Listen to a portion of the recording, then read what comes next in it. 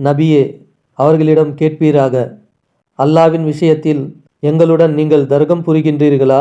அவனோ எங்களின் அதிபதியும் உங்களின் அதிபதியும் ஆவான். எங்கள் செயல்கள் எங்களுக்கே, உங்கள் செயல்கள் உங்களுக்கே. மேலும் நாங்கள் அல்லாவுக்கு மட்டுமே எங்கள் அடிபணிதலை முற்றிலும் உரித்தானதாக்கிவிட்டோம்.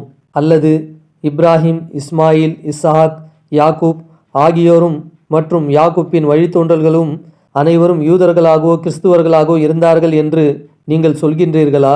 அவர்களிடம் கேளுங்கள், நீங்கள் நன்கறிந்தவர்களா? அல்லாஹ் நன்கறிந்தவனா?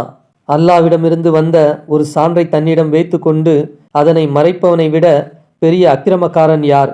மேலும் நீங்கள் செய்து கொண்டிருந்தவை பற்றி அல்லாஹ் கவனமற்றவனாக இல்லை. அந்த சமூகத்தினர் சென்று விட்டனர். அவர்கள் சம்பாதித்தவை அவர்களுக்கே, நீங்கள் சம்பாதித்தவை உங்களுக்கே.